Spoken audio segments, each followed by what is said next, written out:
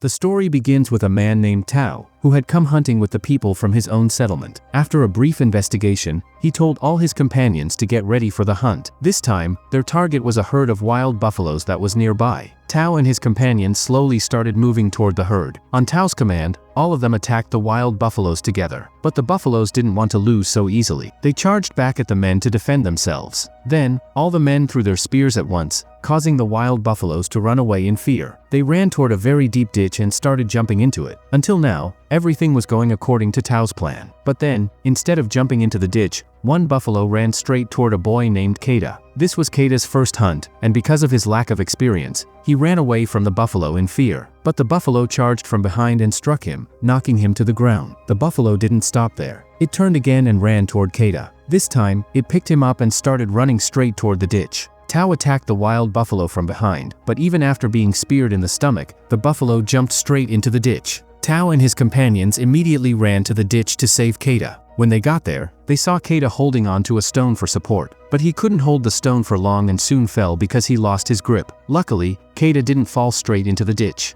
Instead, he hit a big rock and lost consciousness. Actually, Keita was Tao's son. That's why Tao wanted to go down and save him, but his companion stopped him. After some time, night fell, but Tao still believed his son could be saved. He kept sitting there, calling out to Keita. But since he was the head of the village, he couldn't stay there for too long. They needed to get back to the village with food before the snow started. So, the next morning, with a heavy heart, Tao said his final prayers for Keita and decided to leave. Keita, lying there, still hadn't regained consciousness. After a while, an eagle spotted him. Seeing what looked like easy food, the eagle flew close to Keita. But just as she moved forward to eat him, Keita suddenly woke up. In one quick move, he caught the eagle and pushed her away. Seeing himself stuck on the rock, Keita became very scared and shouted loudly for Tao's help. But soon he realized there was no one around to help him. Still, he thought he wouldn't die so easily. So, he decided to climb down by holding onto the rock. While trying, his foot slipped, but he caught the rock again just in time. Now, he had no support beneath him and couldn't hang on with just his hands for long. That's why he held onto the rock with all his strength. After some time, it started to rain heavily, and soon water began to gather below. The flowing water turned into a river. Keita believed this was his last chance to save himself, so without thinking, he jumped into the river. When he woke up the next morning, he found himself in a deserted place. Then he noticed he couldn't move his foot. When he took off his shoes, he saw that his foot was very swollen because the bone was dislocated. He quickly used 2 stones to support his foot. Then, he set the dislocated bone back in place. After that, to help him walk, he attached pieces of wood to his shoes to support his injured foot. Keita wanted to join his companions, so he decided to go to the top of the hill. There, he saw the stones that Tao had used for his worship. Seeing those stones made Keita very sad. Then, he heard a sound. When he looked carefully, he saw a group of wolves. As soon as he saw them, Keita started running as fast as he could, but the wolves were faster. They quickly got very close to him. To save himself, Keita decided to climb a dry tree. While he was climbing, one wolf caught his leg. Keita quickly took out his knife and killed that wolf, which then fell to the ground. However, another wolf was still standing under the tree. So, Keita decided to stay in the tree until the wolves left. He had to spend the whole night there. The next morning, when he woke up, the wolves were gone, but they had left their injured companion behind. First, Keita tied his knife to a piece of wood to make a weapon. Then he went to the injured wolf, intending to kill it. But when he saw how badly hurt the wolf was, his heart softened, and he decided to spare its life. For his own safety, Keita tied the wolf's mouth with a rope.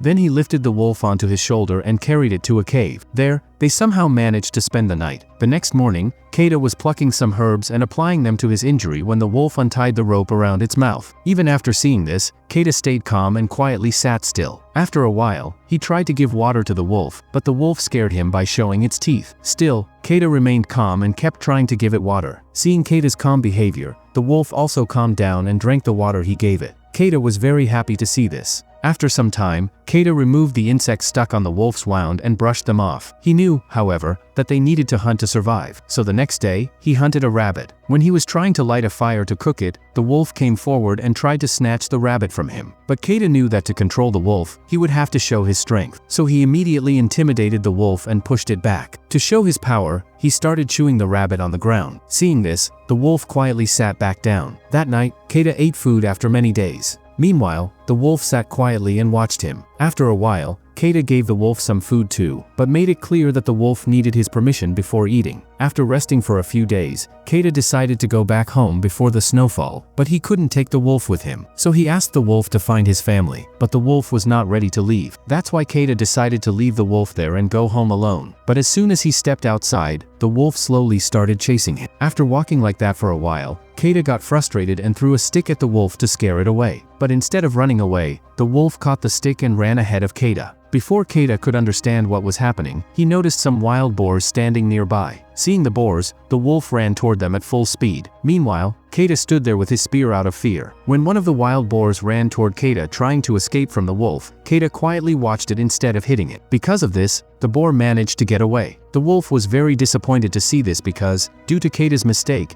neither of them would get food. But after some time, they both reached an understanding, and Kata named the wolf Alpha. Over the next few days, with Alpha's help, Kata learned to hunt very well. Slowly, they started to understand each other a lot. At night, Alpha would sleep curled up against Kata to keep him warm, and Kata enjoyed it a lot too. Then, with the arrival of winter, the whole area was covered with a blanket of snow. Kata and Alpha kept moving slowly, hunting to survive. But one day, the ice beneath Kata's feet broke, and he fell straight into the cold water. He couldn't find a way to get out. Alpha tried to break the ice by pressing down with his weight, but it wasn't enough. After trying for a while, Kata finally used his knife to cut through the ice and made a way out. With Alpha's help, he managed to climb back onto the surface. The next day, on the way, Kata saw a man sitting outside a tent. He was overjoyed to see him and jumped with happiness. But when he got closer, he saw that the man had already frozen to death in the snow. After that, Kata went inside the tent to look for food, but he couldn't find any. He felt very disappointed, but he was determined to meet his family no matter what. So, he and Alpha started their journey again. After some time, they noticed a snowstorm coming from ahead. To make things worse, some hunting dogs were chasing them from behind. Thinking quickly, Kata ran toward a cave with Alpha. Despite the storm in front and the dogs behind, they made it into the cave just in time. Once inside, Kata and Alpha stood ready to face the dogs. After waiting for a bit, they realized the dogs had gotten trapped in the storm. Kata thought the danger was over, but Alpha stayed alert, facing the wall and ready to attack. A few seconds later, a black leopard appeared and attacked Kata right away. To protect him, Alpha jumped in front of the leopard, and a fight began between them. At first, Kata was very scared, but he knew that if he didn't kill the leopard, Alpha wouldn't survive. So, gathering all his courage, he shot an arrow at the leopard. The arrow hit the leopard, and it fell to the ground. As soon as the leopard fell, Kata called out to Alpha, who was lying next to it. After Kata kept calling, Alpha finally freed himself from the leopard's grip.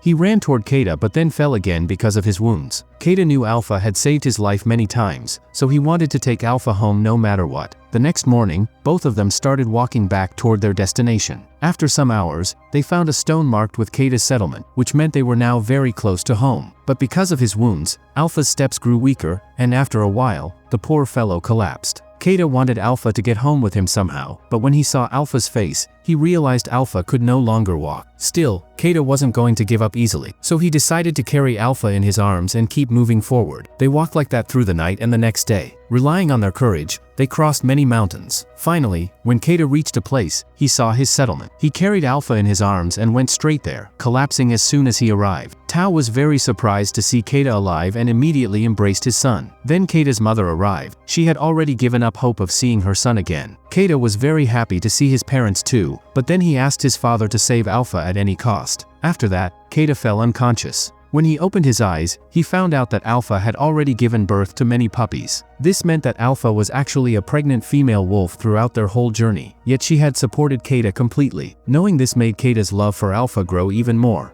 And that's where the story ends. If you had fun watching, smash that like button, hit subscribe, and drop your thoughts in the comments. I'd love to hear from you.